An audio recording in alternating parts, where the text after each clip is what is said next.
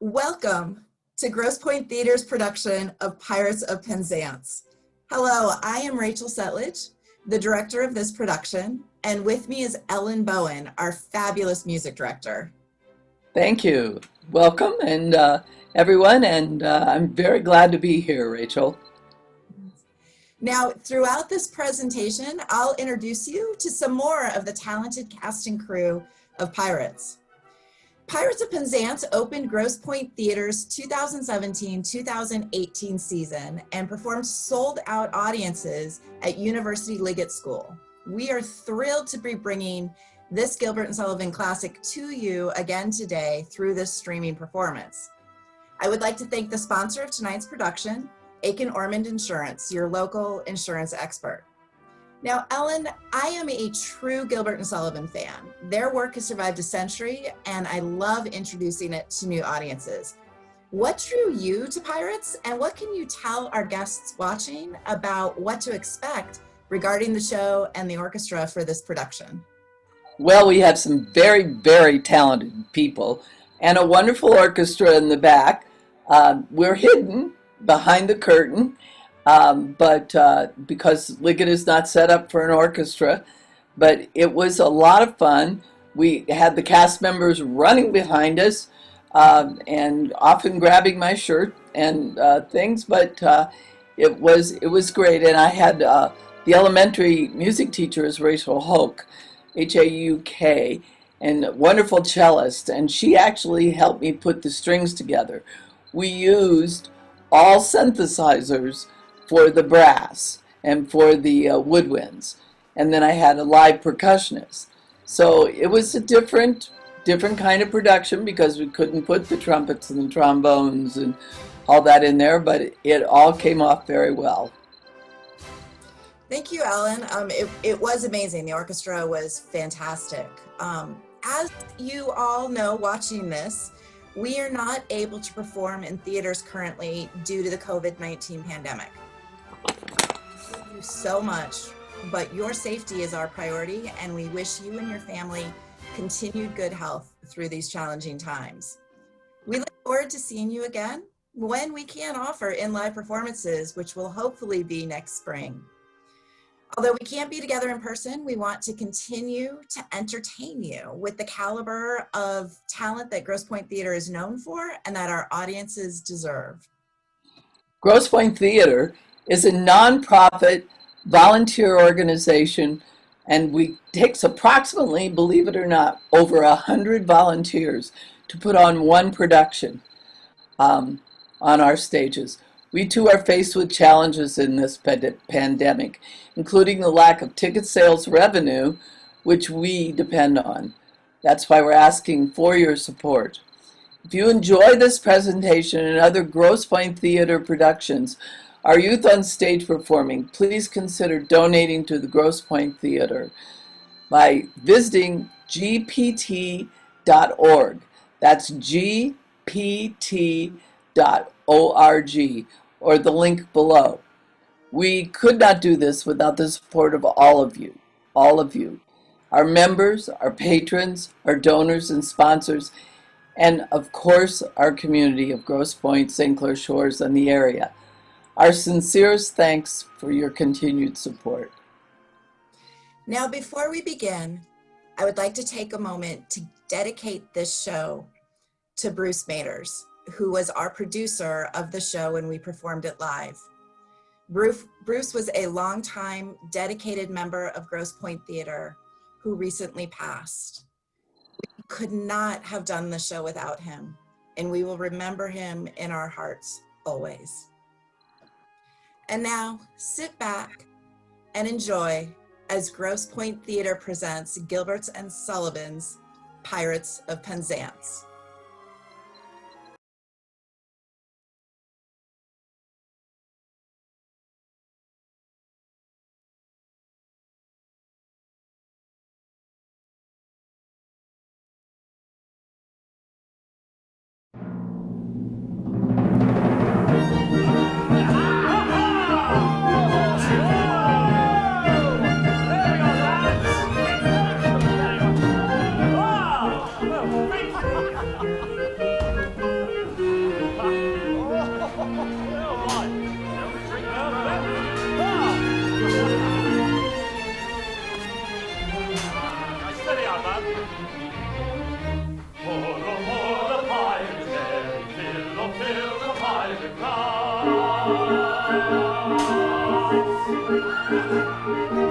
And to make us more than theirs, yes, the pirate of Penzance.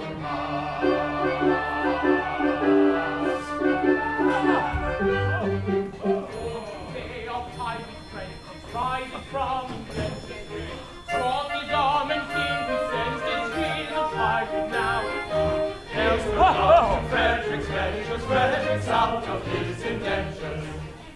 22 now he's rising, and alone he speaks to fly. Which way bent on signalizing with unusual reply. Here's the car! Frederic's ventures, Frederic's out of his inventions.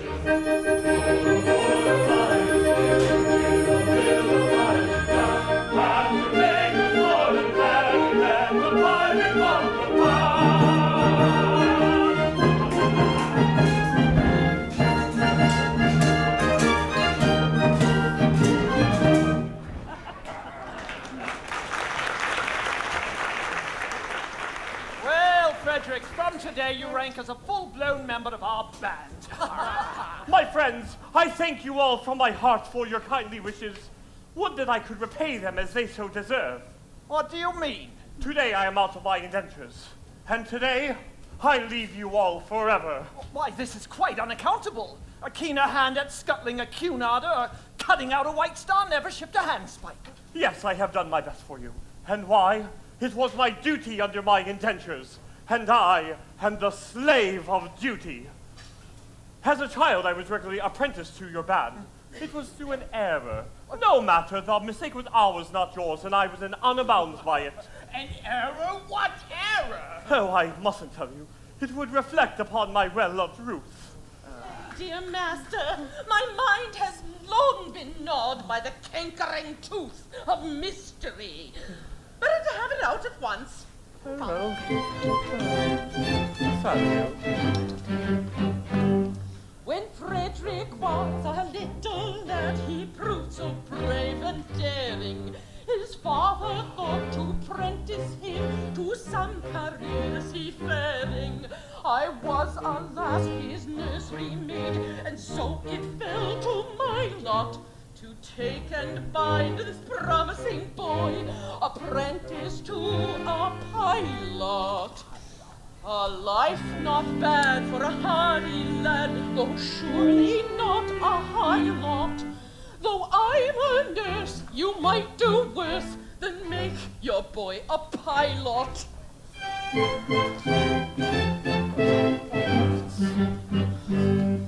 I was a stupid nursery maid, on breakers always steering.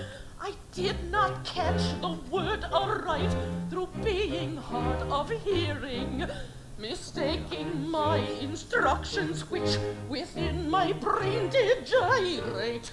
I took and bound this promising boy, apprentice to a pirate.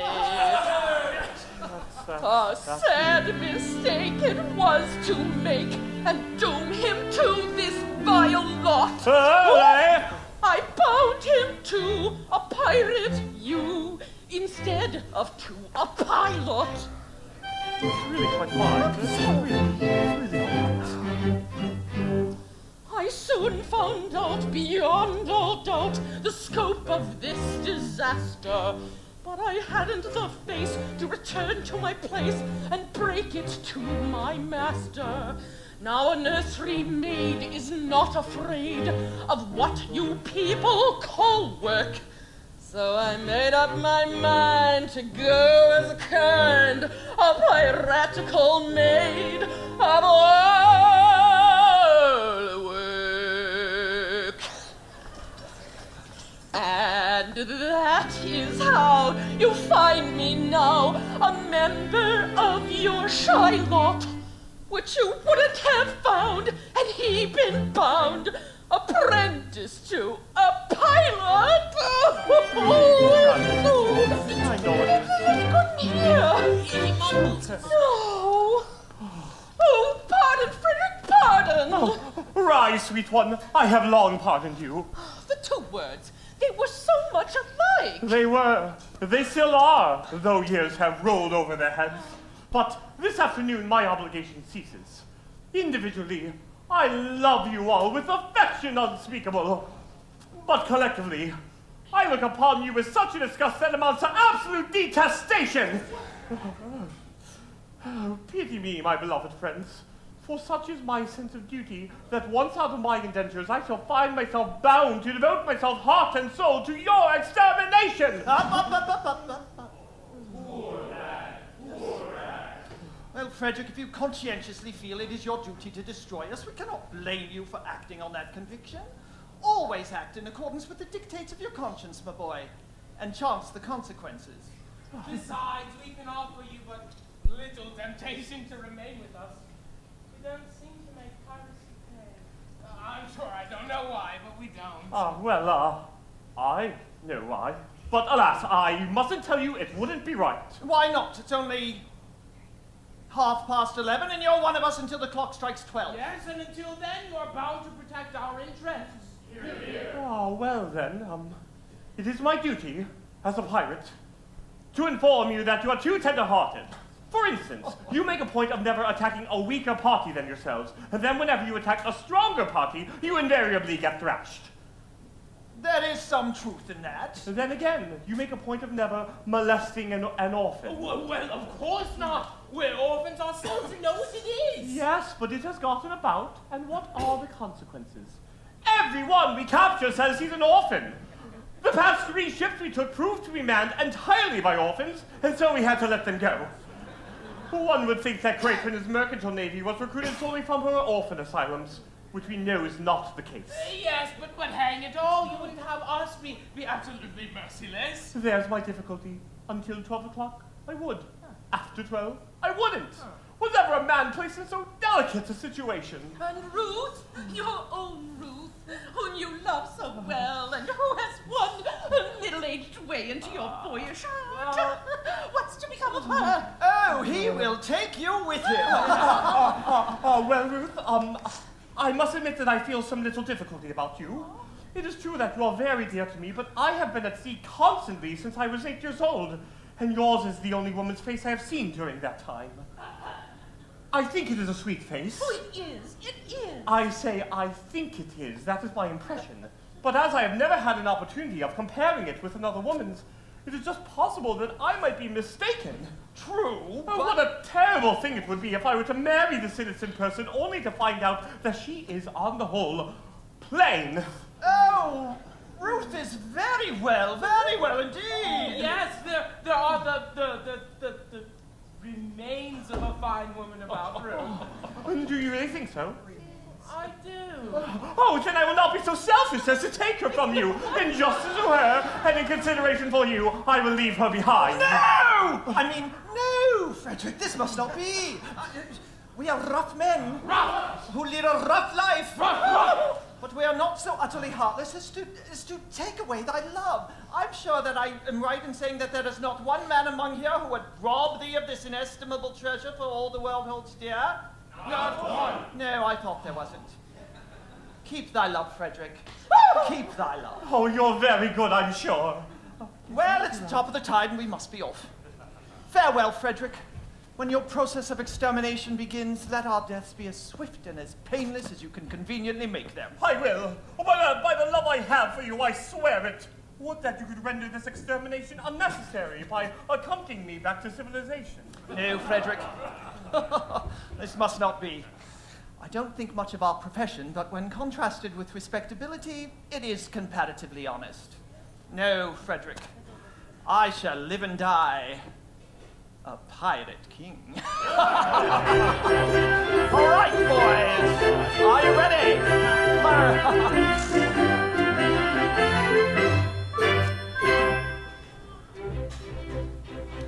Oh, better far to live and die under the brave black flag I fly. Flag I fly.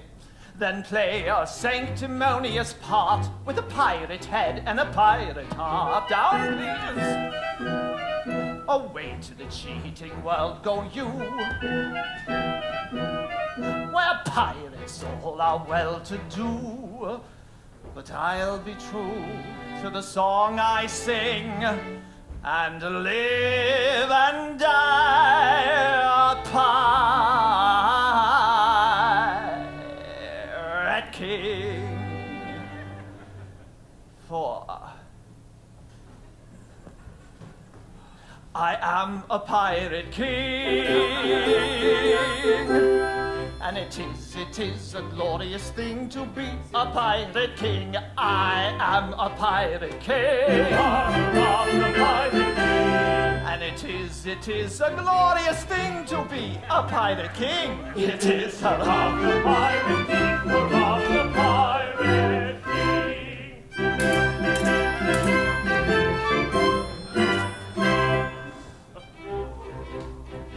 When I sally forth to seek my prey, I help myself in a royal way. I sink a few more ships, it's true, than a well-bred monarch ought to do.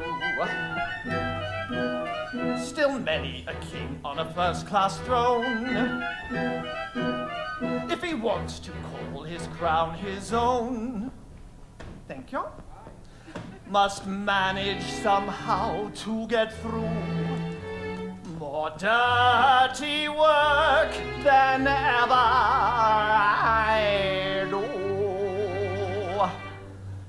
For I am a pirate king. Oh, and it is a glorious thing to be a pirate king. I am a pirate king. And it is a glorious thing to be a pirate king. It is a pirate king, a pirate king.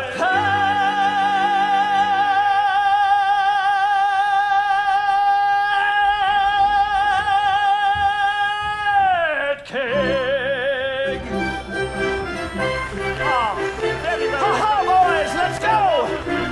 Yeah! Mush! Mush! Oh, take me with you. I cannot live if I am left behind. Ruth, I will be quite candid with you. It is true that you are very dear to me, but I must be circumspect. You see, you are considerably older than I am. A lad of 21 typically looks for a wife of 17. The wife of 17? You will find me a wife of 1,000. No, but I will find you a wife of 47, and that is quite enough. Ruth, tell me candidly and without reserve, compared with other women, how are you? I will tell you truthfully, Master. I have a slight cold, but otherwise I'm quite well. I am sorry to hear about your cold, but I was referring rather to your personal appearance. Compared with other women, are you beautiful? I have been told so, dear Master. But lately? Oh no, years and years ago. Oh, what do you think of yourself? It is a delicate question to answer. But I think I am a fine woman. That is your candid opinion. Yes, I would be deceiving you if I told you otherwise. Oh, thank you, Ruth. I believe you, for I know you not practice upon my inexperience. I wish to do the right thing, and if you really are a fine woman, then your age shall be of no obstacle to our union. Why? Hark! Surely I hear voices. Who has dared to venture to approach our all but inaccessible lair? Can it be Custom House? No, it doesn't sound like Custom House. Oh, confusion! The voices of young ladies. If he should see them, I am lost. By all that's marvelous! A bevy of beautiful maidens! Lost! Oh, how lovely! How surpassingly lovely is the fairest of them! What grace! What delicacy! What refinement! And Ruth! Ruth told me she was beautiful. Oh, false one! You have deceived me. I have deceived you. Yes, deceived me. You told me you were fair as gold. And Master, am I not so? And now I see you're plain and cold. Are you sure I'm not a jot so? Upon my innocence you played. I'm not the one to plot so. Your face is lined, your hair is grey. It's great you only got so. Faithless woman to deceive. trust it so. Master, master, do not leave me, hear me ere you go. Faithless woman, Master, master, faithless woman, master, master, faithless woman, do to not deceive me, leave I will me, trust it so. go. Faithless woman, to deceive me, I will trust it so.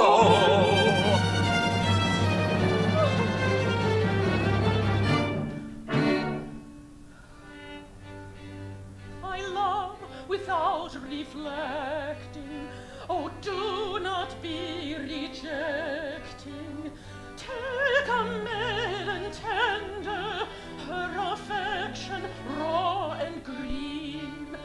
At very highest rating has been accumulating. Summer 17. Summer 17. Don't feel loved, master, crush me with disaster. What is such a dog to the dog I have here? My love beating has been accumulating. 47 years. 47 years. Faithless woman, to deceive me, I will trust it so. Faithless woman, to deceive me, I will trust it so.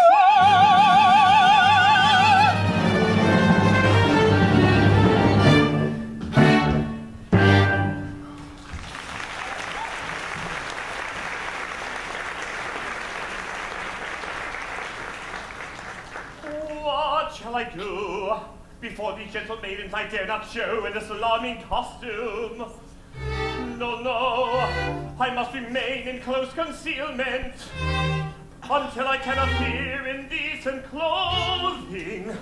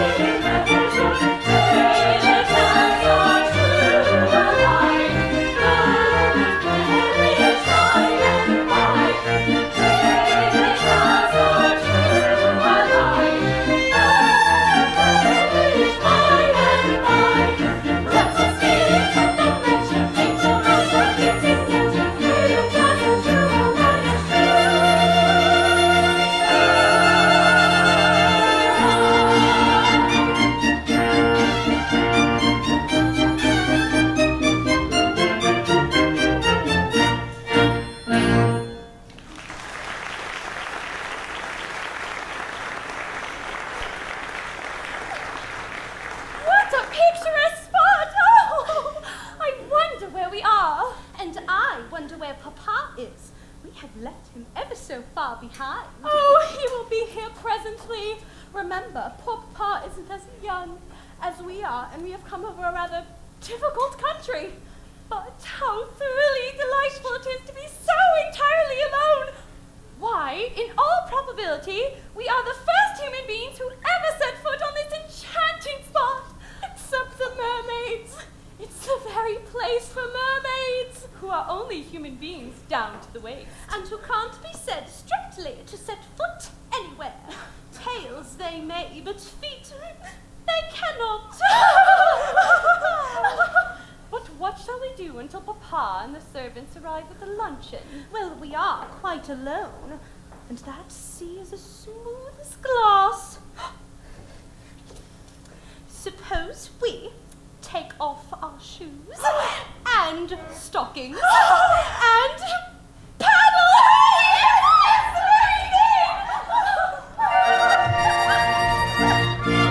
Up, ladies, pray. I had intended not to intrude myself upon your notice in this alarming but effective costume. But under these peculiar circumstances, it is my bounden duty to inform you that your proceedings will not be unwitnessed. But who are you, Sir Speak? I'm a pirate! A pirate! Ladies, do not shun me. This evening I renounce my vile profession, and to that handle pure and peerless maidens, O blushing buds of ever-blooming beauty, I soar of heart, implore your kind assistance. How pitiful his tale, how rare his beauty, how pitiful his tale, how rare his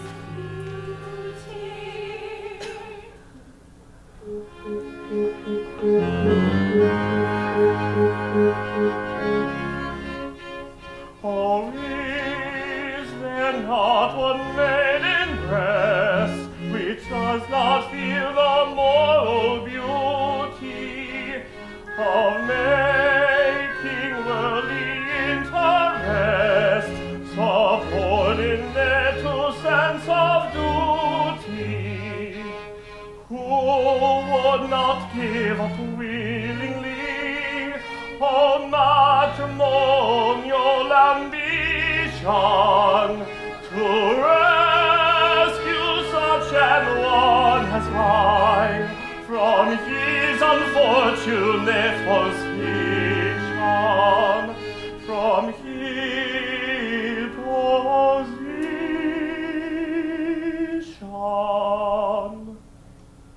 to rescue such an one as I from his unfortunate position. Alas, there's not one maiden breast who seems to feel the moral beauty of making worldly interest subordinate to sense of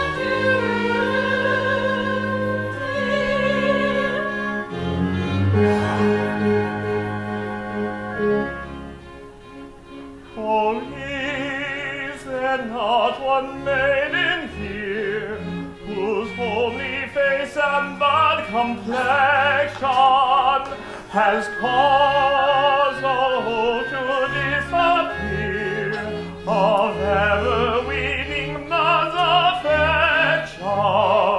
To such as one, if such there be, I swear by heaven touch above you, if you would cast your eyes eyes on me. However vain you'll be, I love you. However vain you'll be.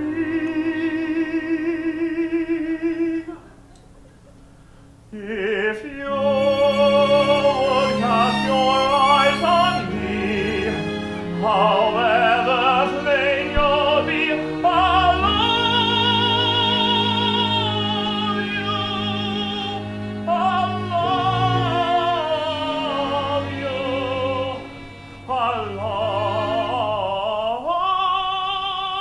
I love you. Alas, there's not one maiden here whose homely face and bad complexion have caused your hope to disappear of ever winning man's affection. Not one, No, no, not one. not one. No, no.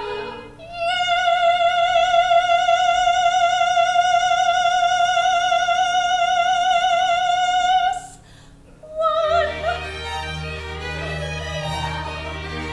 Yes, 'tis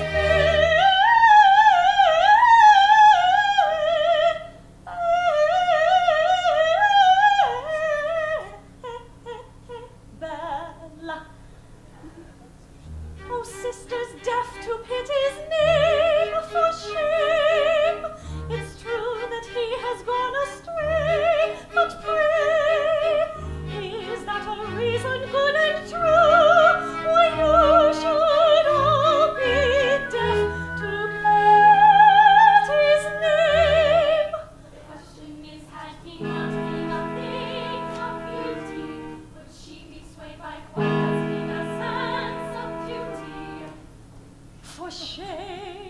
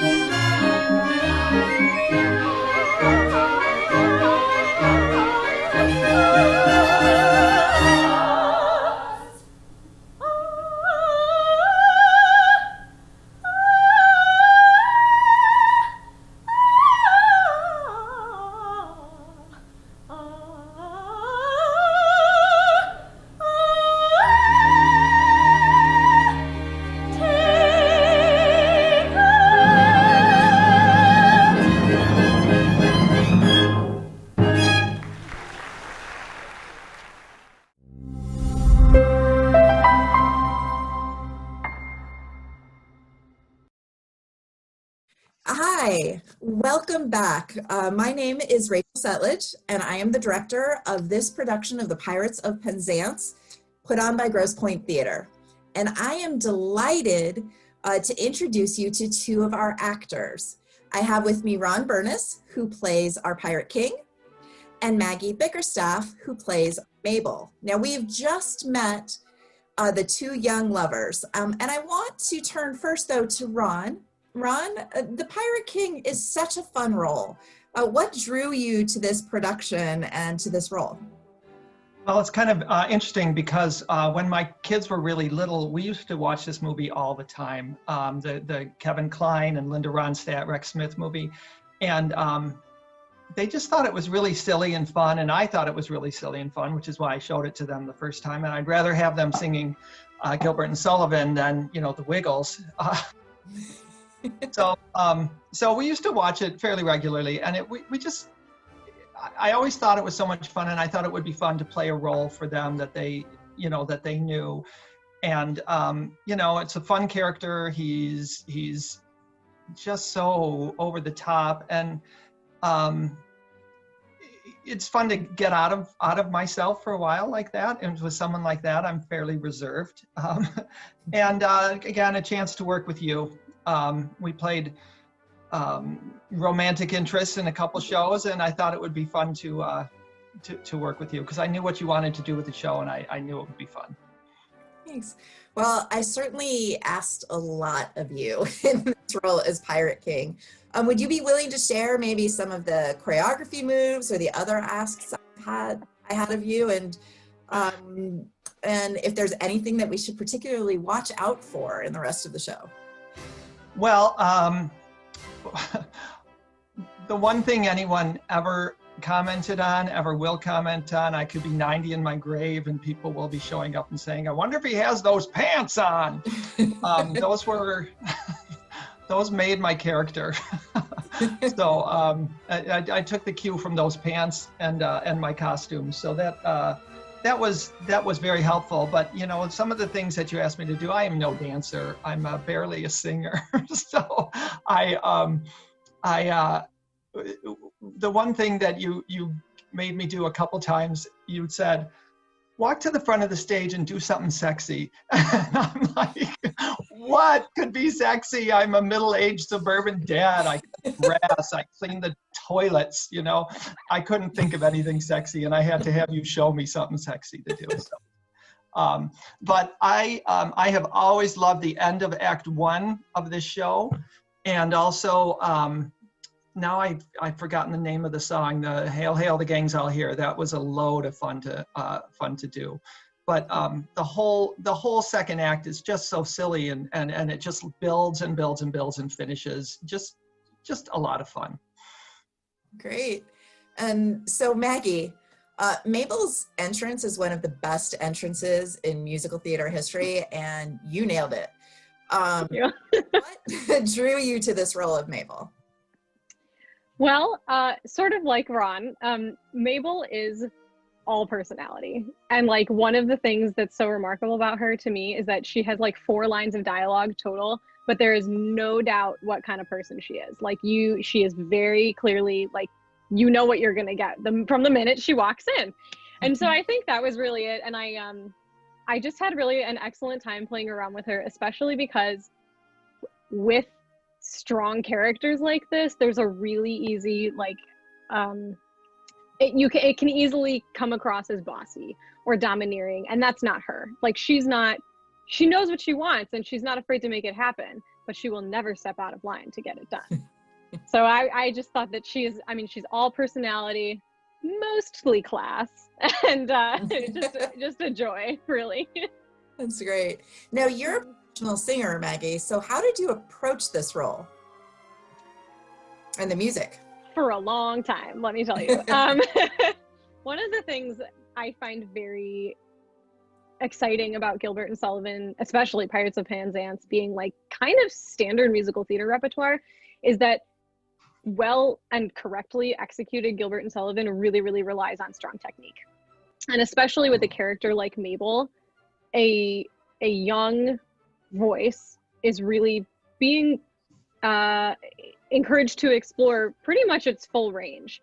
So like Mabel tops out around like a D flat or a D flat or like an E flat if you want to add one in the cadenza or something.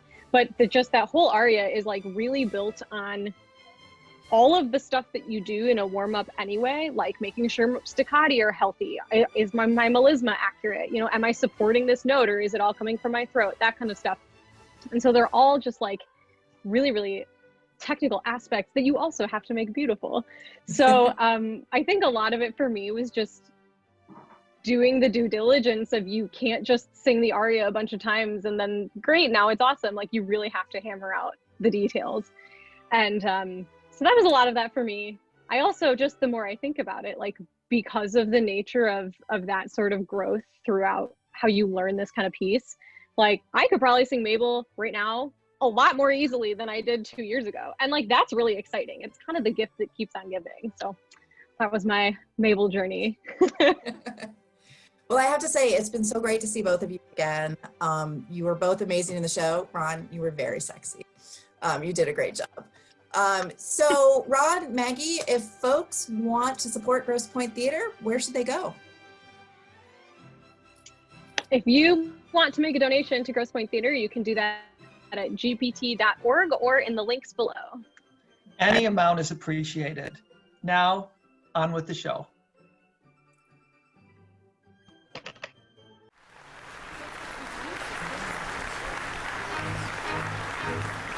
What ought we to do?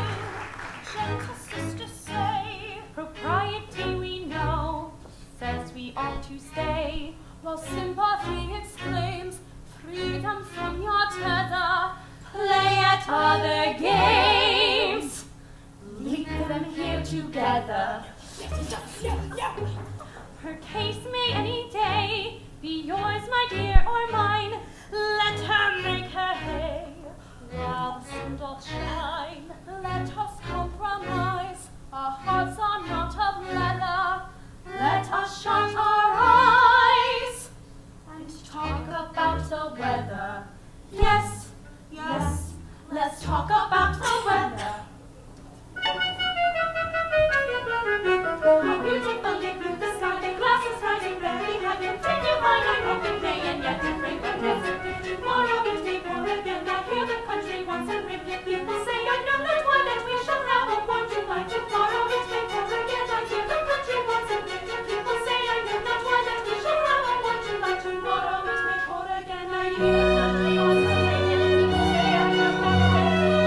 have a warm This is exceeding gladness. How beautifully blue the sky, the glass is rising very high. Continue fine, I hope it may, and yet it rain but yesterday. Tomorrow it may pour again. I hear the country wants a rain, yet people say I know not why that we shall have a warm July. Tomorrow it may pour again. I hear the country wants a rain, yet people say I know not why that we shall have a warm July. Tomorrow it may pour again. I hear the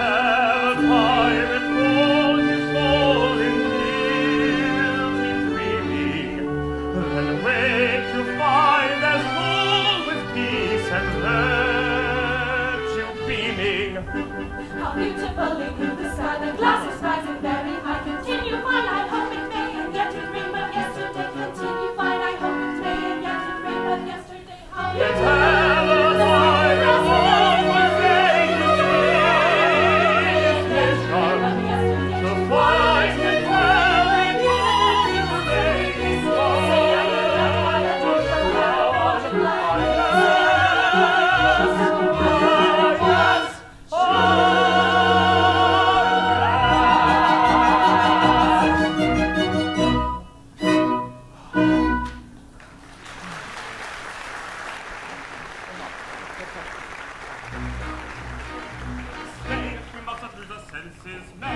seek it no offences will on none be here.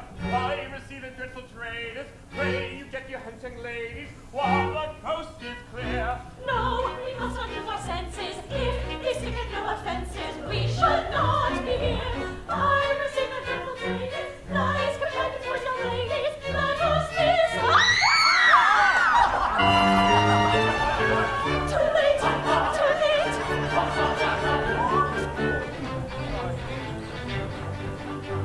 It's a great opportunity to get married with impunity.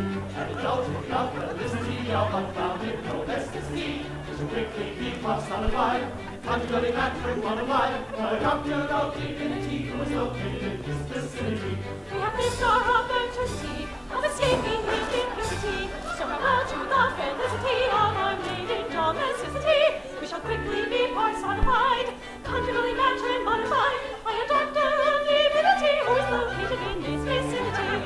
By a doctor of divinity who resides in this vicinity. By a doctor of divinity. Of divinity.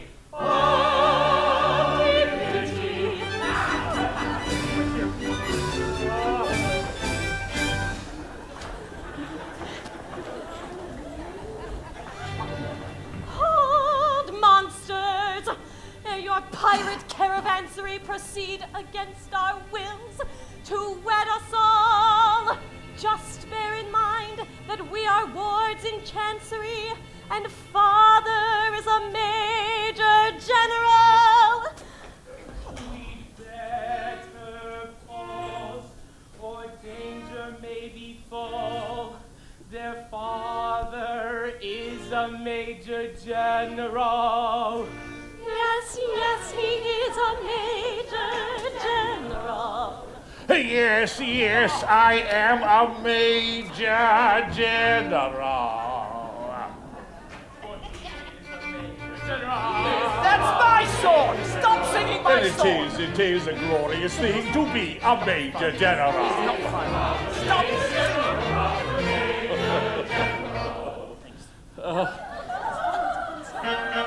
Oh, my dears.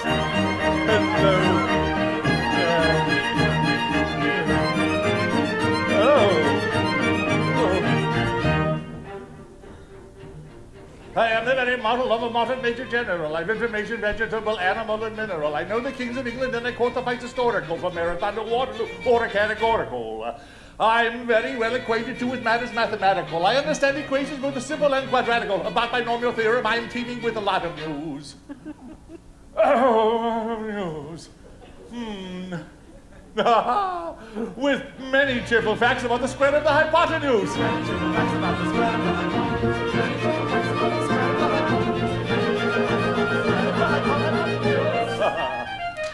I'm very good at integral and differential calculus. I know the scientific names of beings and amalgamous. Short and that is vegetable, animal, and mineral. I am the very model of a modern major general. Short and that is vegetable, animal, and mineral. He is the very model of a modern major general.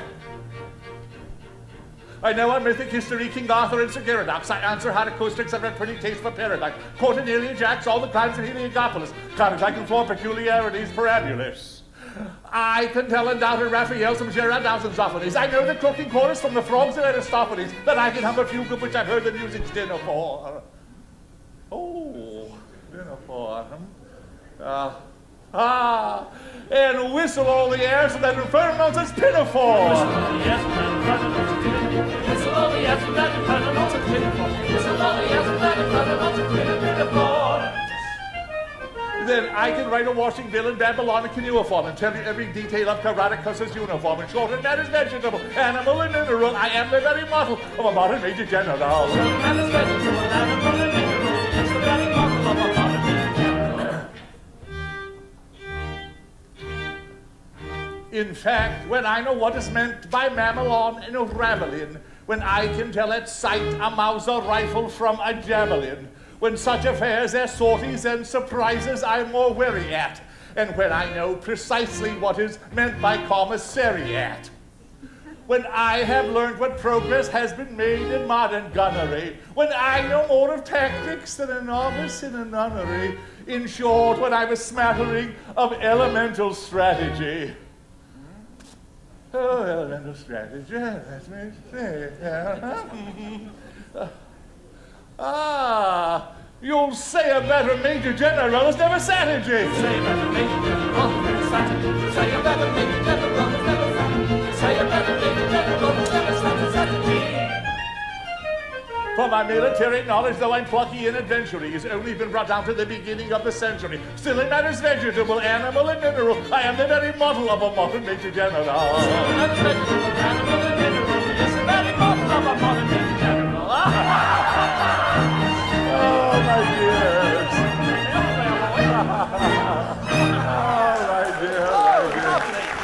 Oh, my dear. Yes.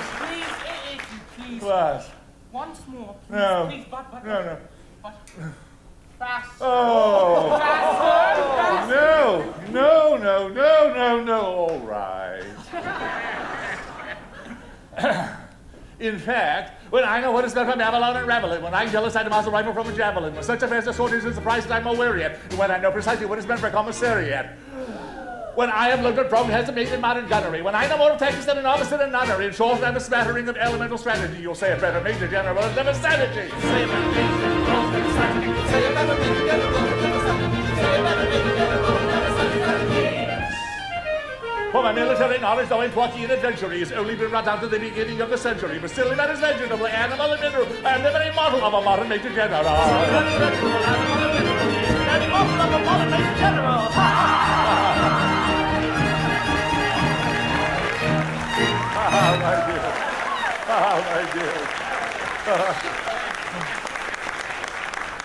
Now that I've introduced myself, I should like to have some idea of what's going on. Don't permit me. I will explain in just 2 words. We propose to marry your daughters. Dear me. Against our wills, Papa! Against our wills! No, you mustn't do that. Now, may I ask, this is a picturesque uniform, but, well, I am not familiar with it. What are you? We are all single gentlemen.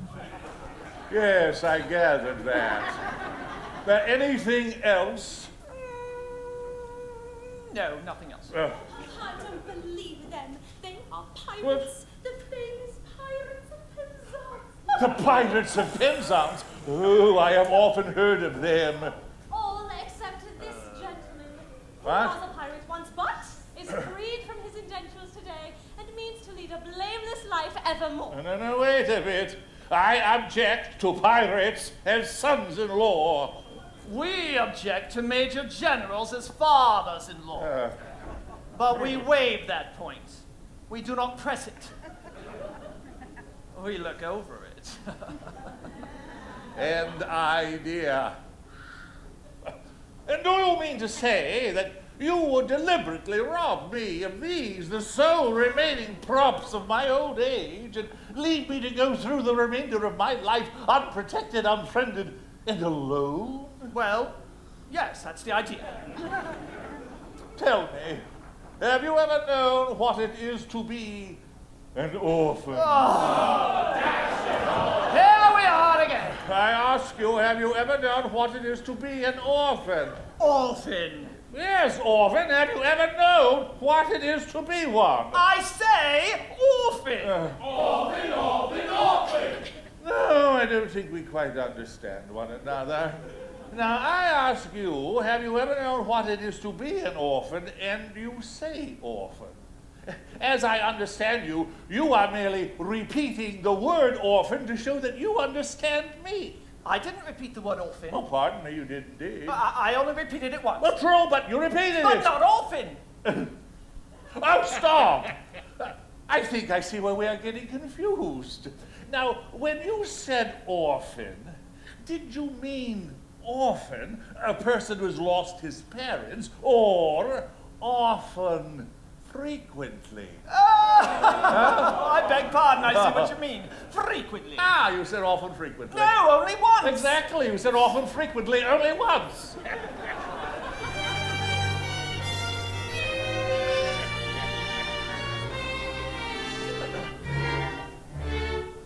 Oh, man of dark and dismal fate, Forgo your cruel employ. Have pity on my lonely state. I am an orphaned boy. An orphan boy. An orphan boy. How sad, an orphan boy. These children whom you see are all that I can call my own. Poor fellow. Take them away from me, and I shall be indeed alone. Poor fellow. If pity you can feel, leave me my soul, remaining joy. See, at your feet they kneel. See, at your feet they kneel. Your heart you cannot steal. Against the sad, sad tale of the lonely orphaned boy. Poor fellow. See, at our feet they kneel. Our hearts we cannot steal. Against the sad, sad tale of the lonely orphan boy. The orphan boy, the orphan boy. See, at our feet they kneel. Our hearts we cannot steal. Against the tale of the lonely orphan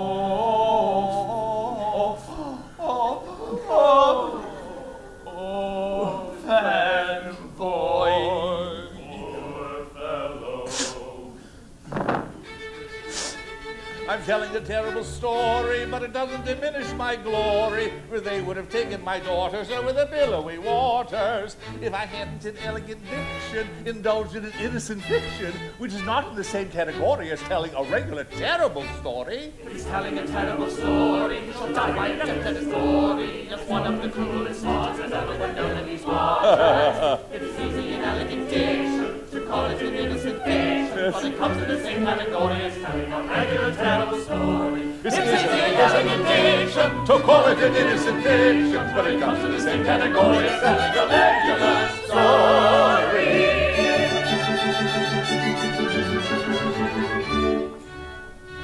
Although our dark career sometimes involves the crime of stealing, we rather think that we're not altogether void of feeling. Although we live by strife, we're always sorry to begin it. But what we ask is life without a touch of poetry in it. Hail poetry, thou heaven-born maid, thou gildest in the pirate's trade. Hail flowing out of sentiment.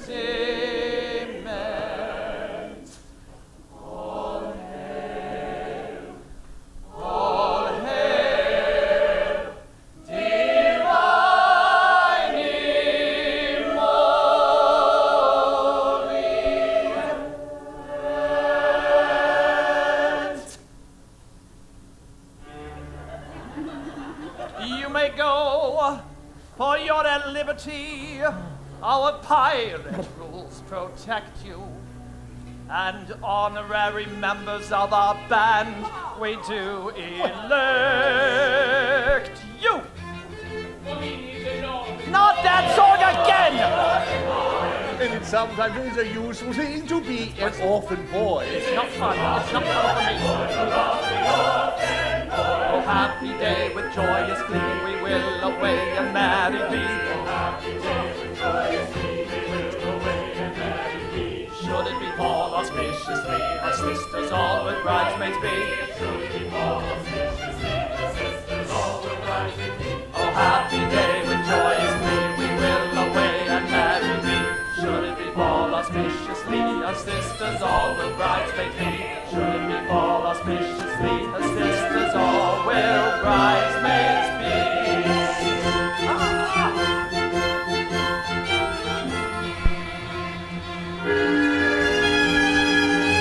Dear master, hear one word I do implore you.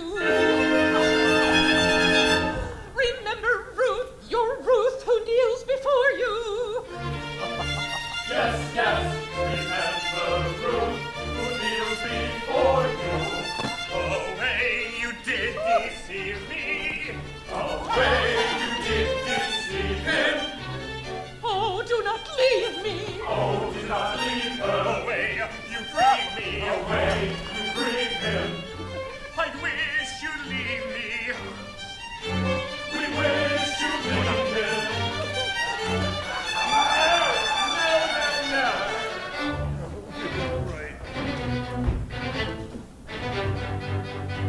Prince of the magnanimity, he displayed to lace and dimity. Never was such opportunity to get married with impunity. But we gave up the felicity of unbounded domesticity by a doctor of divinity who is located in this vicinity. What was that name again?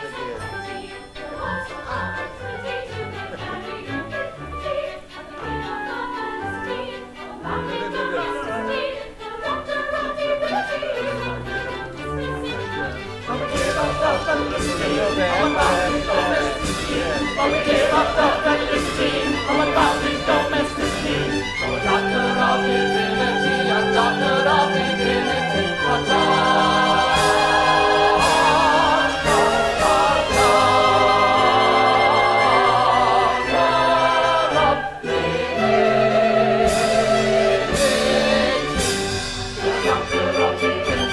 resides in this vicinity.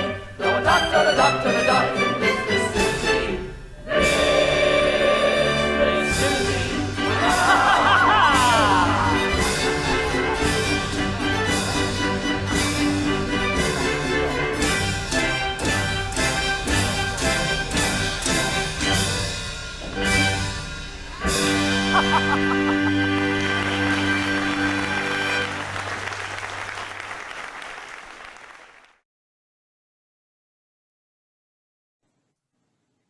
Welcome to Intermission. I hope that you enjoyed Act 1. I'm Rachel Settlage, the director of this production of Pirates of Penzance, and I'm pleased to have with me our amazing set designer, Kathy Conlon, as well as our fantastic team of costumers, Ginger Keena-Hupp, Erin Getzin, and Arlene Schoenherr. Thanks to these incredibly talented women, this production has a fabulous and creative look. I want to start with you, Kathy, and ask you, how did you approach the set design for the show? Well, it was an interesting problem because the stage had no wing area to move scenery. There was nothing that could be taken off the stage, but we had to present two different scenes. So I ended up with this look. This is, it looks like trees, but then, let me just handle this again. But the trees themselves then change and become the walls, stone walls of an archway or an arcade, as it's called. And these just don't want to cooperate. But anyhow, I think you get the idea that if I had a third hand, you would get the idea even better. But anyway, so the trees were hinged so that they could flip over to the other side.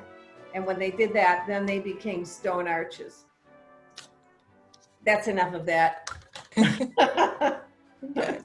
So anyway, it was a unique problem, and I puzzled on it for a long time before I figured out how to have both sets on stage and not have to be moved off stage, but yet completely transition. And I think everybody will see in Act 2 just how amazing the transformation is that you were able to create between the two scenes. I hope so. Yeah. Ginger, how did you envision the beautiful costumes for this production, some of which you can see behind me?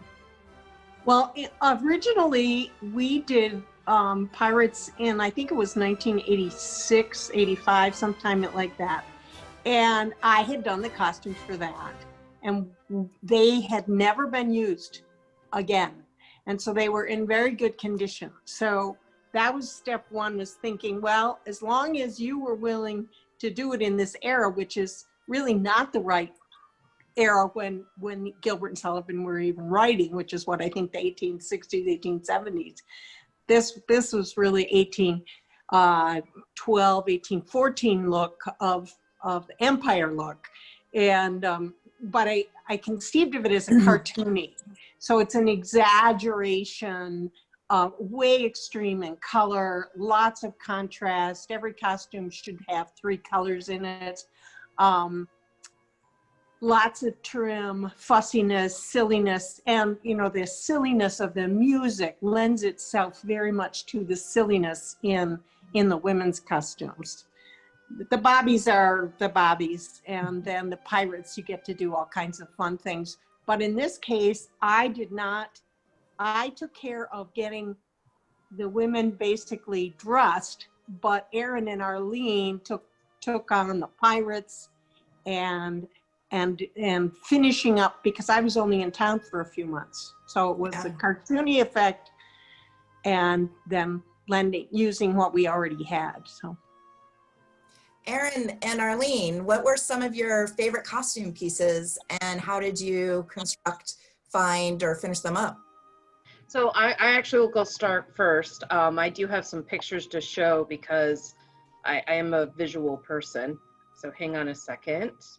So my favorite was the jacket that Ron O, or the Major General, wears in the first act. This is what I started with. This is the concept that I wanted to do with. This is what a Major General would actually wear in the time period that Ginger said. So then what we did is we ended up, as closely as we could, recreating that image, using a lot of various trim, a lot of fussiness, as Ginger said, and to make it a little more exaggerated. And I'm very proud of this one, mainly because he looked fantastic. It's a pretty good representation of what a Major General would wear, and it checks all the boxes. So that's my favorite, and I'm still very proud of this particular jacket. Great. And Arlene? Well, I had the fun part of adding to the ladies' costumes, putting on the lace, the flowers, all of the trim, and coordinating that with their gloves, their hats, and their parasols.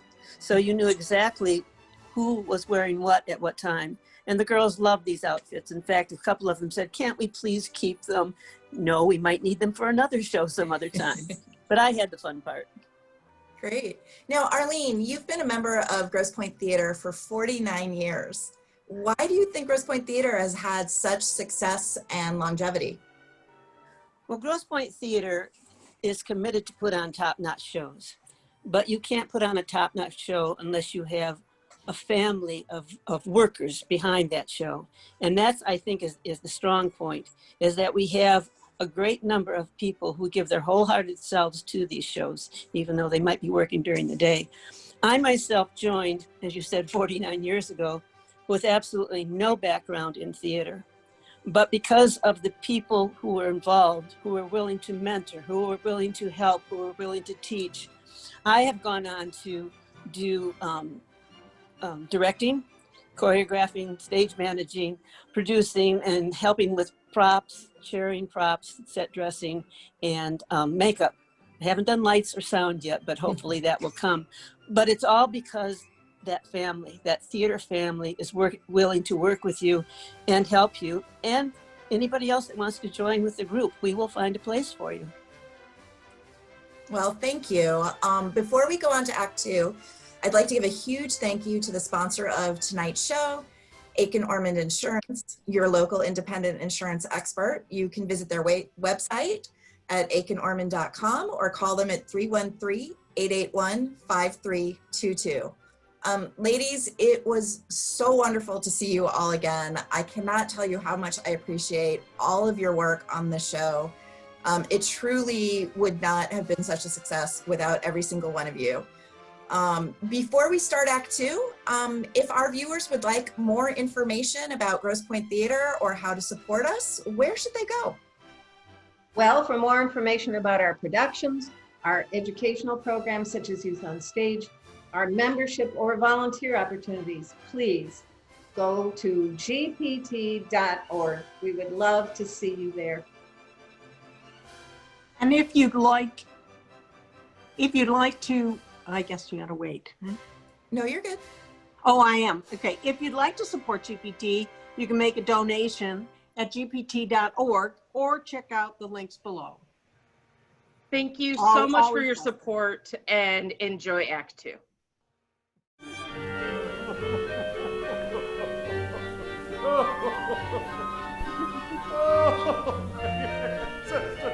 My dear.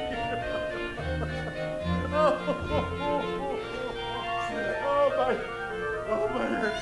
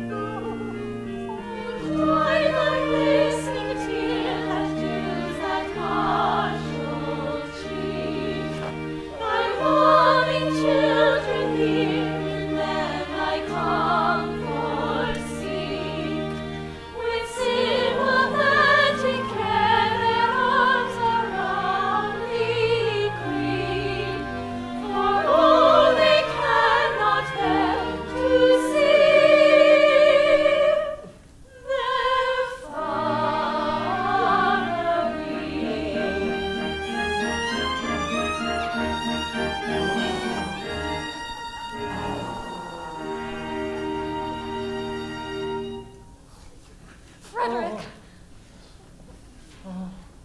Can you not, in the calm excellence of your wisdom, reconcile it with yourself to say something that will ease my father's sorrows? I will try, dear Mabel, but why does he sit night after night in this drafty old Why ruin? do I sit here? To escape the pirates' clutches, I described myself as an orphan. And heaven help me, I am no orphan. I came here to humble myself before the tombs of my ancestors and to implore their pardon for having brought dishonor on the family escutcheon.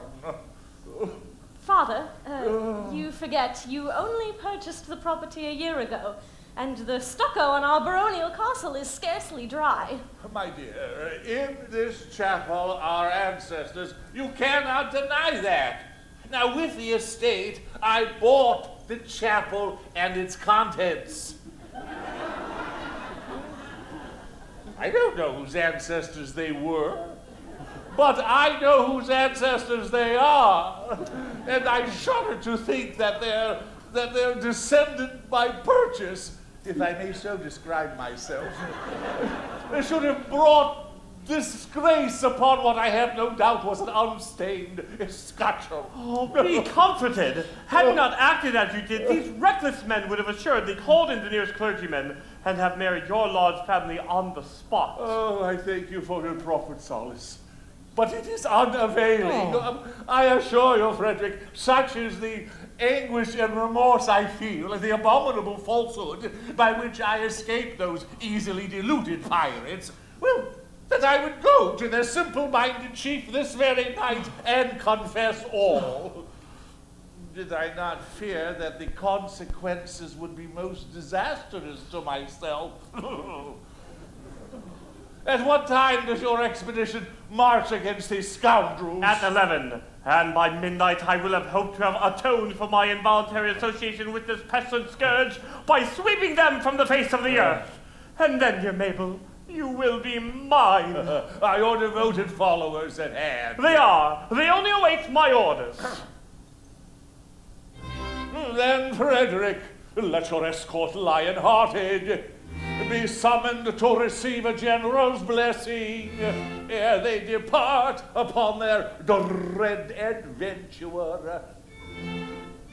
Dear sir, they come.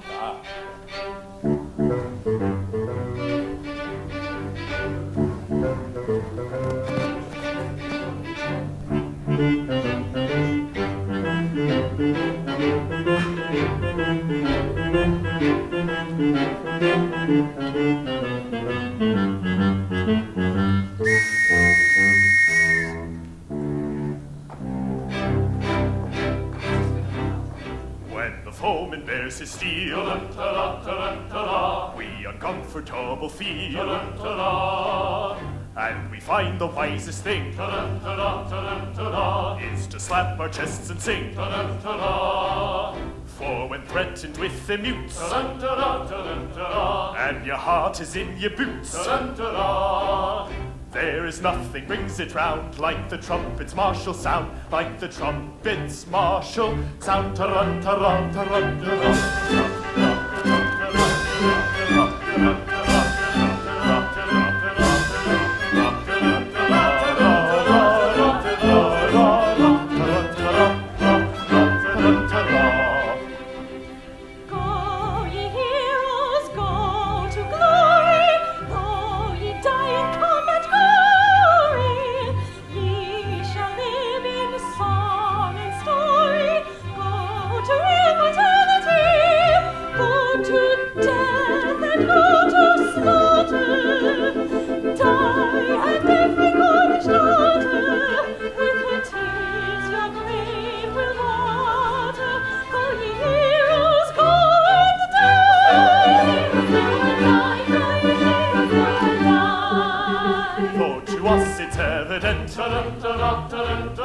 These intentions are well meant.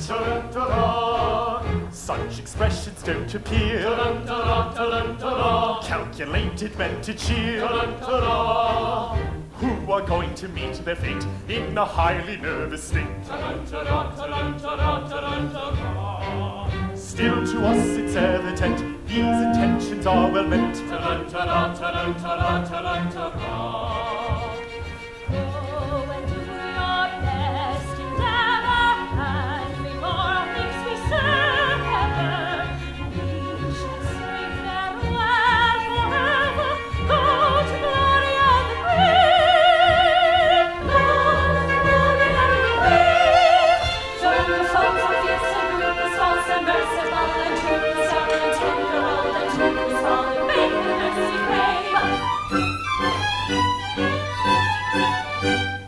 observe too great distress on the risks upon us press, and our reference or lack to a chance of coming back. Still, perhaps it would be wise not to carp or criticize, for it's very evident these intentions are well meant. Yes, it's very evident these intentions are well meant. Evident, yes, well meant. Evident, ah, yes, well meant. When the foreman bears a steel, there is nothing brings it round,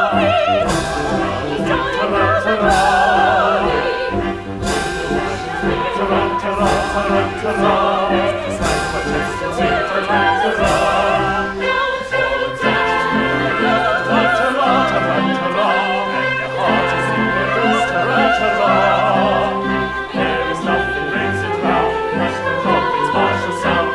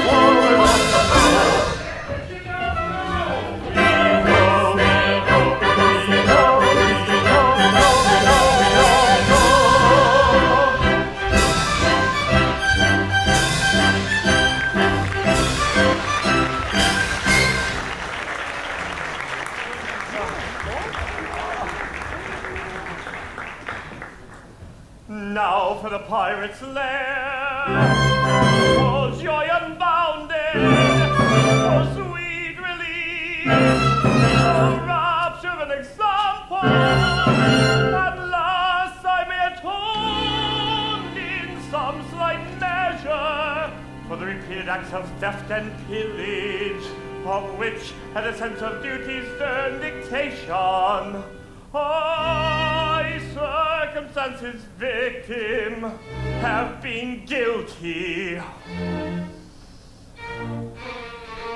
Young Frederic, who calls your late commander, and I, your little Ruth. Ye mad intruders, how dare ye face me? Know ye not, O rash ones, that I have doomed you to extermination? have mercy on us. Hear us ere you slaughter.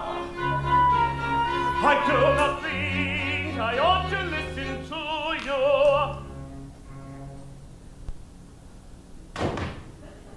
But mercy should alloy our stern resentment, and so I will be merciful. Say on.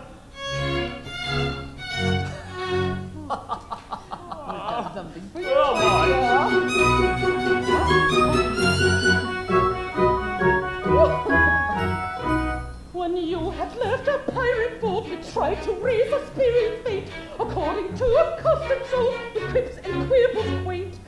But all in vain those quips we heard, we lay and sobbed upon the rocks, until to somebody occurred the startling paradox. A paradox, a most ingenious paradox, with quips and quibbles heard in flocks, done to beat this paradox. A paradox, a most ingenious paradox. A paradox.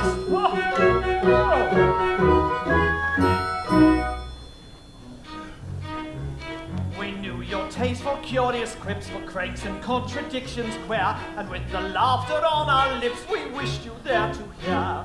We said if we could tell it him, how Frederic would the joke enjoy, and so we risked both life and limb to tell it to our boy. A paradox, the most ingenious paradox, with quips and quibbles had in blocks, but none to beat this paradox. A paradox, a most ingenious paradox. A paradox. All about it. For some ridiculous reason, to which, however, I've no desire to be disloyal, some person in authority. Who? I don't know who. Very likely the astronomer royal has decided that although for such a beastly month as February 28 days as a rule are plenty, 1 year in every 4 his days shall be reckoned as 9 and 20. Through some singular coincidence, I shouldn't be surprised if it were owing to the agency of an ill-natured fairy. You are the victim of this clumsy arrangement. Having been born in leap year on the 29th of February. And so by simple arithmetical process, you'll easily discover that though you've lived 21 years, yet if we go by birthdays, you are only 5. And a little bit over.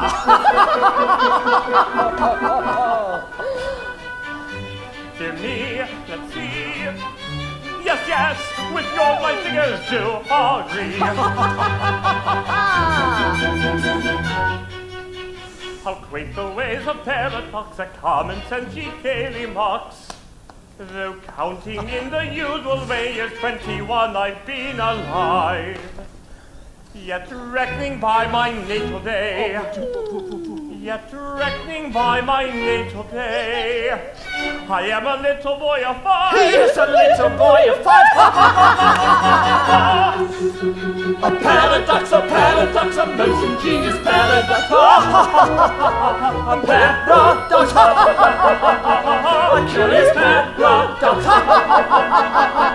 A most ingenious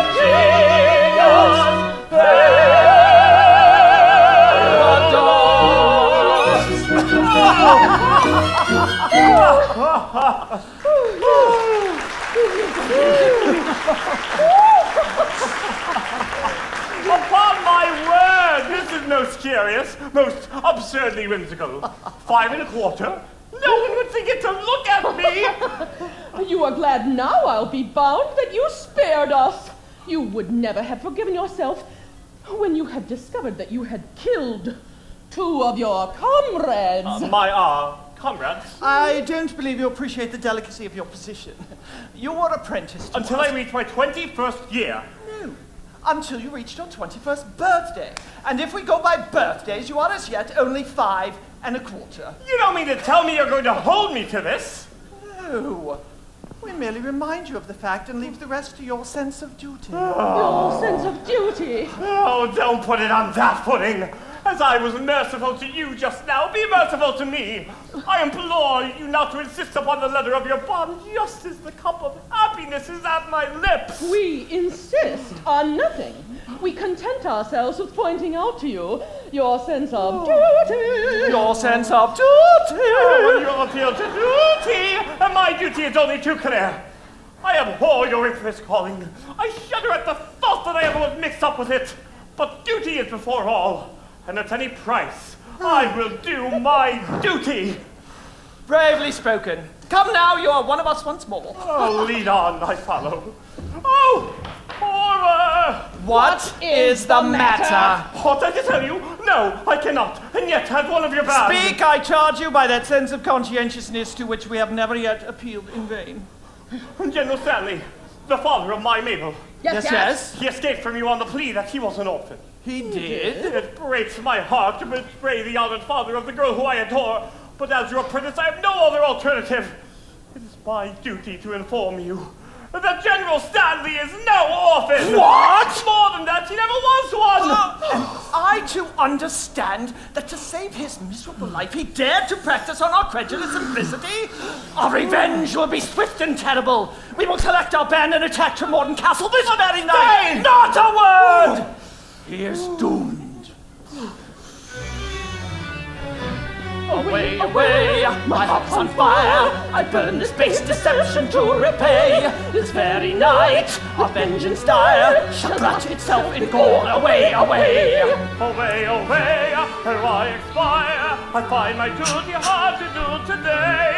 My heart is filled with anguish dire, it strikes me to the core. Away, away. With falsehood foul, he tricked us of our brides. Let vengeance howl, the pirate so decides. Our nature stern he softened with his lies, and in return tonight the traitor dies. Yes, yes, tonight the traitor dies. Yes, yes, tonight the traitor dies. Tonight he dies. Yes, so early tomorrow. His girls likewise. He will welter in sorrow. The one soft spot. In the nature to cherish. And those what to abuse it shall perish. Tonight he dies, yes, so early tomorrow. His girls likewise, they will welter in sorrow. The one soft spot in their nature they cherish. And all who plot to abuse it shall perish. Away, away, away. Tonight the traitor dies.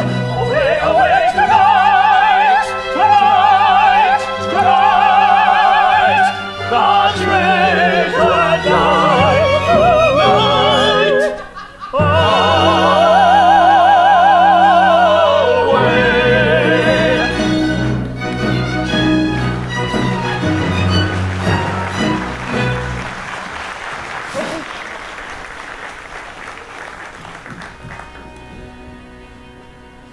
All is prepared, your gallant crew await you. My Frederic in tears, it cannot be that Lionheart quells at the coming conflict. No, Mabel, no. A curious disclosure has just been made. Mabel, my dearly loved one, I bound myself to serve the pirate captain until I reach my 21st birthday. But you are 21. I've just discovered that I was born in leap year, and that birthday will not be reached by me till 1940. Oh, horrible! Catastrophe appalling! And so farewell! No, no! Ah, Frederic, hear me! Stay, Frederic, stay! They have no legal claim, no shadow of a shame will fall upon thy name. Stay, Frederic, stay! Nay, Mabel, nay, tonight I quit these walls. The thought my soul appalls, but when certain duty calls, I must obey. Stay, Frederic, stay! Nay, Mabel, nay, They have no claim, duty's name, no the shadow my soul of a shame appalls, will but when fall certain duty upon thy calls, name. Stay, Frederic, stay! I must obey.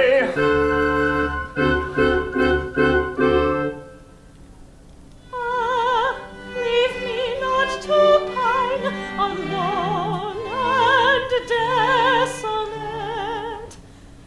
No fate seemed fair as mine, no happiness so great. And nature day by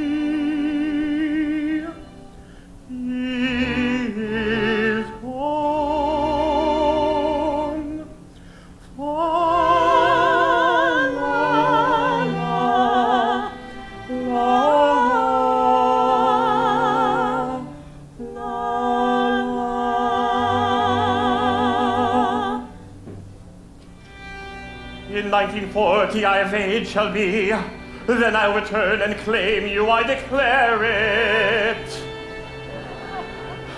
It seems so long.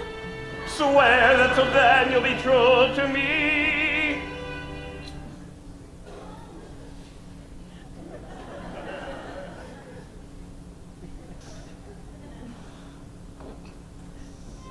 Yes, and be strong.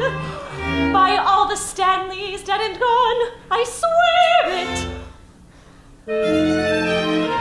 Oh, here is love, and here is truth, and here is food for joyous laughter. He will be faithful to us soon, till we all win and even after. Oh, here is love, and here is truth. Oh, here is love, and here is truth. She will be faithful to us both, Faithful to us we all will and even after. and And even after. Oh, here is love, and here is truth, and here is food for joyous laughter. He will be faithful to us soon.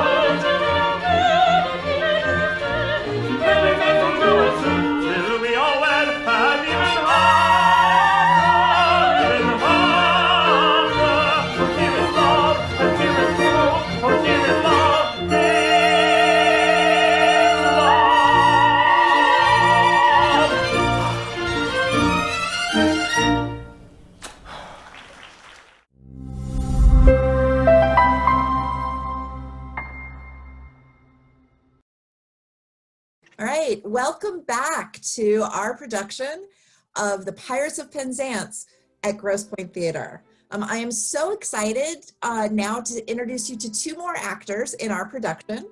I have with me Diane Schoff, who played Ruth, and I have David Roberts, who played our Frederic. I'd like to start with Diane. Diane, what a transformation from Act 1 to Act 2. Can you tell us what it felt like to play Ruth? You know, Ruth is one of those terrific characters because she does get to go through a transformation. She's not just one note through the whole thing. You know, the first act, she's so woe is me and kind of a little bit like, well, I guess I'll do what I have to do. But in the second half, she gets to kind of, you know, embrace her power to the full extent. And that's just so much fun to play. She just is, you know, when anybody gets to really embrace what they always knew was inside of them and get to actually embrace it and wear it outside, I think that makes it just a thrill to play. That's great. Now, Diane, you are a professional opera singer. So can you tell us what drew you to this production? Well, I've always been a fan of Gilbert Sullivan, and I would say that one of my very first productions ever, I mean, like as a kid, was as a member of the chorus in the Madison Savoyards, my hometown Gilbert Sullivan theater troupe. And, you know, they put on a Gilbert Sullivan every summer, and everybody auditioned for it, and we all, you know, got to play on stage and be a part of this fun time. And I was desperately wanting to play the big old lady parts. But, you know, when I was a high school student, that just wasn't going to happen. So I was far too innocent then. But now I feel like I've finally grown into this fabulous character. And the minute I saw Grosse Pointe Theater was going to do Pirates of Penzance, I was like, Ruth, I must do Ruth. And so it was a perfect opportunity for me. And it was a great way to get involved with the organization. You know, I'm being an opera singer. Gilbert and Sullivan is just on the edge, you know, of being that crossover work for opera companies. Opera singers do it all over the world. And so it was an easy yes for me. And the fact that it was being done just down the road from where I live made it all the more exciting to be able to be a part of it. You know, y'all want to do any more Gilbert and Sullivan, I'll be there. So, you know, or old lady roles that are available. I'm always excited. David, you are also a professional opera singer. Can you tell us what it was like singing Gilbert and Sullivan and working with the other actors on this production and with our music director, Ellen Bowen? Yeah, so honestly, it was a thrill to be able to do this, to work with all of these people. What was really cool about that production was that it involved a lot of people who I've done other things with, such as Diane, and so it was just really fun just to be able to go and work on this. Gilbert and Sullivan itself is so much fun to sing, just simply because it's also lighthearted and zany and witty. It's very nice that even in my like heavy, serious moments, it's not really that serious. I mean, the entire thing's a comedy, okay? And for me personally, this production was very exciting because it was my first role that I did as a tenor. Up until that point, I had been singing more baritonal rap, and I had trained as a baritone. So this was a really lovely opportunity for me to sort of, try it on for size and see if it would work. So as always, I'm just really thankful for the opportunity to have done that and to have worked with everyone. It was a really great time. Great. Now, David, as Frederic, you're on stage in literally almost every scene. Mm-hmm.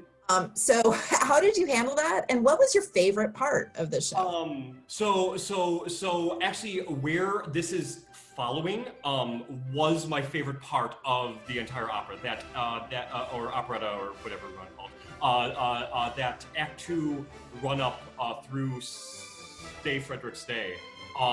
There are just these like back-to-back scenes of like Paradox, Stay Frederic Stay, all of those duets in which I just don't really leave stage for about like 30 minutes or so, or maybe less than that. It certainly felt much longer. And honestly, that was honestly just so much fun to do every night. How I did it was a very carefully managed hydration. Let's just put it that way, okay? But either way, it was just so much fun, so.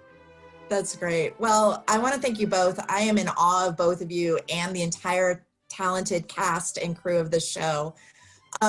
Before we go back, Diane, David, will you remind our viewers where they can go if they would like to show their support for Grosse Pointe Theater?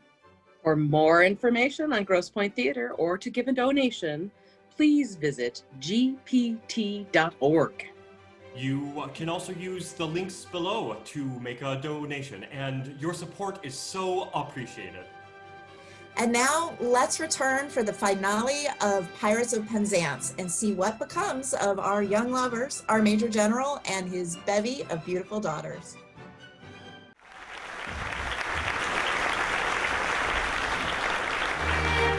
Lord, I am brave. Our family descent, how great thy charms, thy sway, how excellent. Come one and all, undaunted men in blue. A crisis now, affairs are coming to.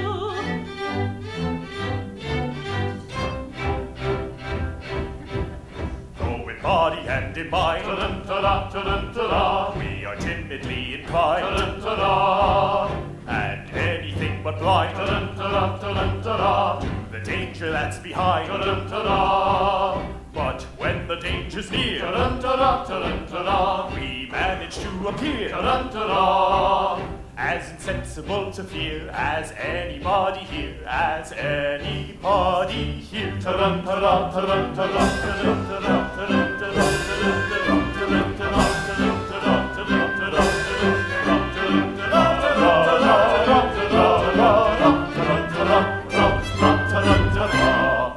Sergeant, approach. Young Frederic was to have led you to death and glory. That is not a pleasant way of putting it. No matter, he will not so lead you, for he has allied himself once more with his old associates. He has acted shamefully. You speak falsely. You know nothing about it. He has acted nobly. has acted nobly. Dearly as I loved him before, his heroic sacrifice to his sense of duty has endeared him to me tenfold. But if it were his duty to constitute himself my foe, it is therefore my duty to regard him in that light. He has done his duty, I will do mine. Go ye and do yours. Righto. This is most perplexing. We cannot understand it at all. Still, as he is actuated by some sense of duty, that makes a difference, of course. At the same time, we repeat, we cannot understand it at all. No matter, our course is clear. We must do our best to capture these pirates alone. It is most distressing to us to be the agents whereby our fellow creatures are deprived of that liberty which is so dear to us all. Of course, we should have thought of that before we joined the force.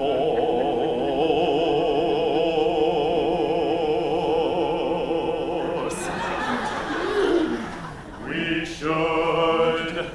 It's too late now. It is.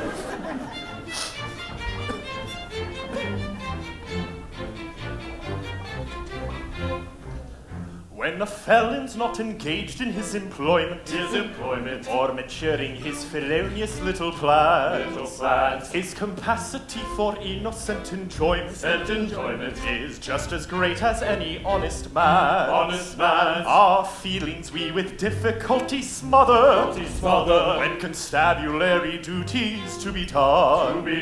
I'll take one consideration with another. Our policeman's lot is not a happy one. Oh, and constabulary duties to be done. A policeman's lot is not a happy one.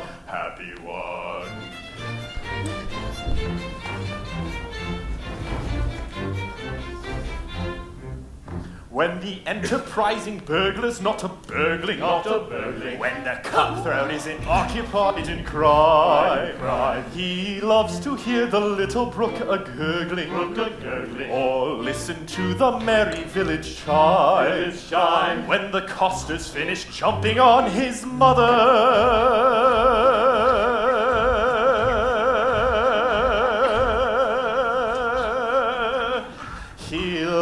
to lie a-basking in the sun. I'll take one consideration with another. A policeman's lot is not a happy one. Oh, and constabulary duties to be done. A policeman's lot is not a happy one.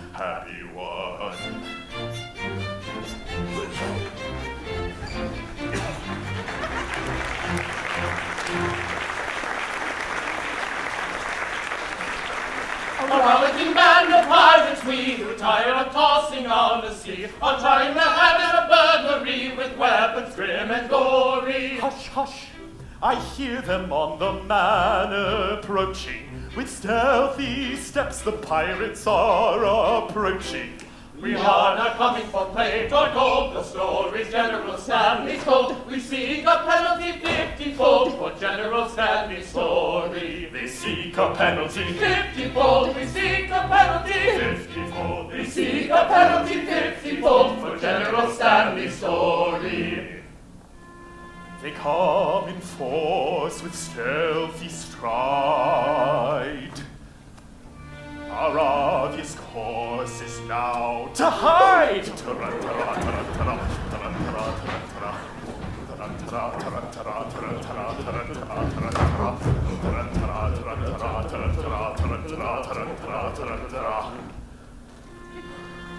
come in force with stealthy stride.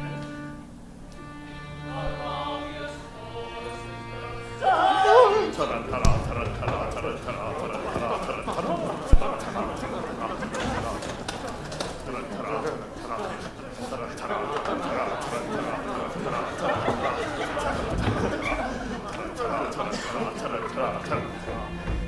They come in force with selfish pride.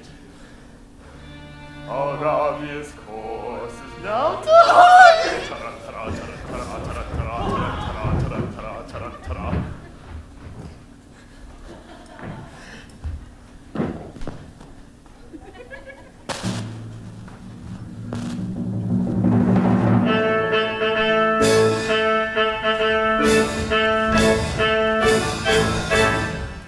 With ant-like tread, upon our prey we steal. Silence dread, a cautious way we feel. No sound at all, we never speak a word. Rise foot forward, we see so stealthily the pirate sleeps, while all the house we shall resist. Come, friends, around us, see. Trust in navigation, take another station. Let's bury piracy with a little murdery. Come, friends, around us, see. Trust in navigation, take another station. Let's bury piracy with a little murdery.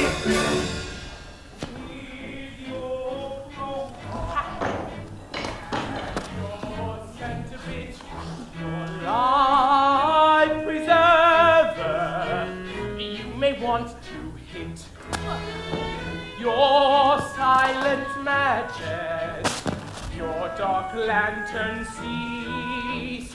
Take your fire and your scanted turning keys.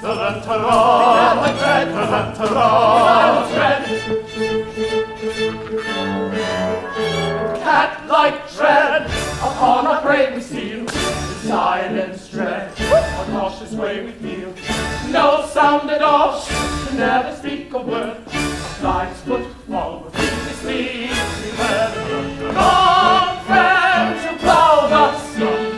Trust in navigation, take another station. Let's bury piracy with a little revelry. Cat-like tread, upon our prey we steal. With silence dread, our cautious way we feel.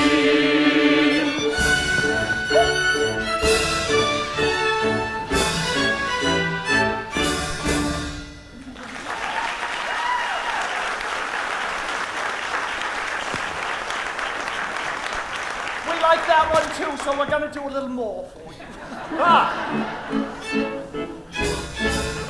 Come, friends, who plow the sea. Trust in navigation, take another station. Let's bury piracy. Just a little memory, Catholic tread. Upon our prey we steal. In silence dread, our cautious way we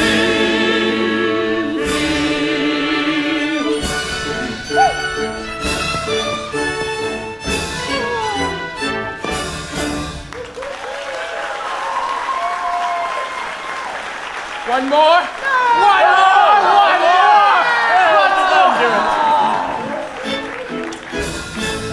Come, friends, who plow the sea.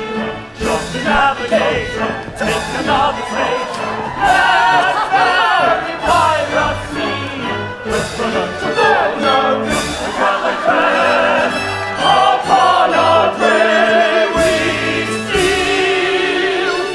In silence dread, our cautious will we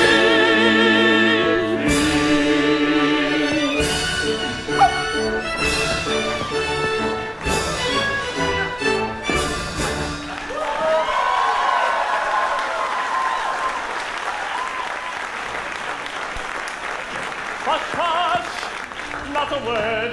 I see a light inside. The Major General comes, so quickly hide. Yes, yes, the Major General comes. Yes, yes, the Major General Come, Yes, yes, the Major General comes, tormented with the anguish dread of falsehood unatoned. I lay upon my sleepless bed and tossed and turned and groaned. The man who finds his conscience ache no peace at all enjoys. And as I lay in bed awake, I thought I heard a noise. He thought he heard a noise. Ha ha! No, all is still in dale on hill. My mind is set at ease. So still the scene, it must have been the sighing of the breeze.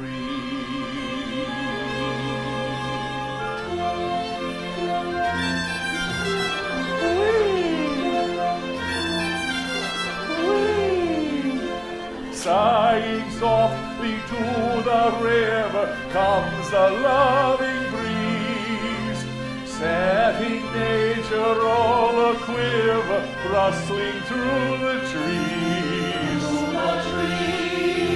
And the broken rippling measure laughs for merry love, while the poplars in their pleasure wave their arms above. As the trees for very long wave their leafy arms above. River, river, little river, may thy loving prosper ever. Heaven speed thee, poplar trees, may thy wooing happy be. Heaven speed thee, poplar trees, may thy wooing happy be.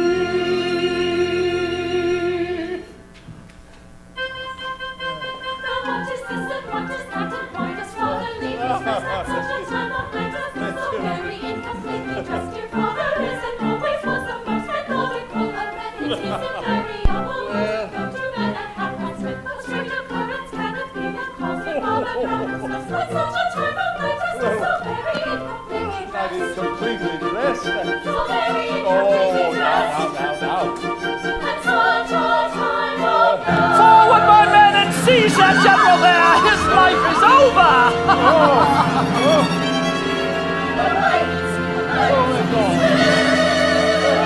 Yes, where the pirates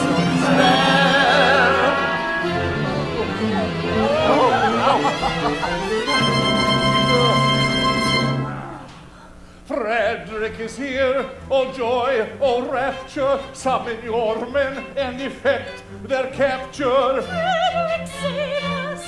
Beautiful Mabel, I would if I could, but I am not able. He's telling the truth, he is not able. With base deceit, you worked upon our feelings. With grandeur sweet and flavors all our dealings. With courage rare and resolution manly, for death prepare, unhappy General Stanley. Is he to die? Punch me in Yes. Are you ready? Will no one in his cause a weapon wield? Yes, we are here, though hitherto concealed. So to constabulary pirates yield.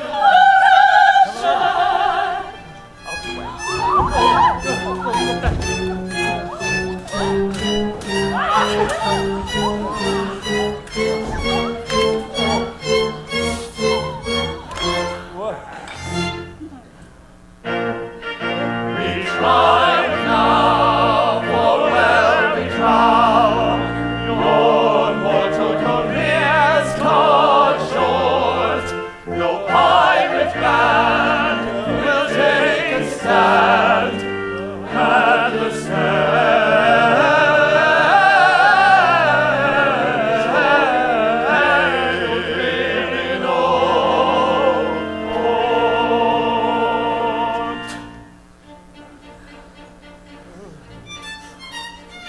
gain a brief advantage you've contrived. But your proud triumph will not be long-lived. Don't say you're orphans, for we know that game. On your allegiance we've a stronger claim. We charge you yield. We charge you yield in Queen Victoria's name. You do. We do. We charge you yield in Queen Victoria's name. We yield at once with humble mien, because with all our faults we love our queen. Yes, yes, with all their faults they love their queen.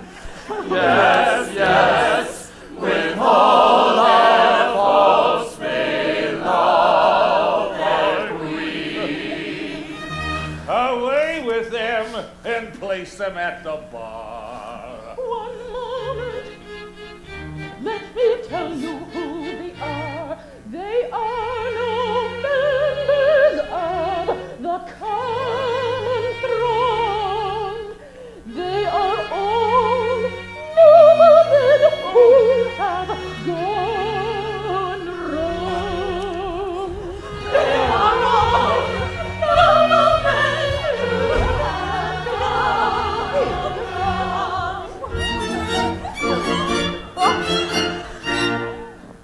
No Englishman unmoved that statement hears, because with all our faults we love our house of peers.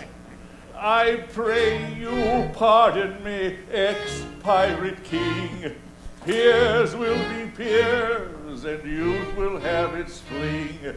Resume your ranks and legislative duties, and take my daughters, all of whom are beauties.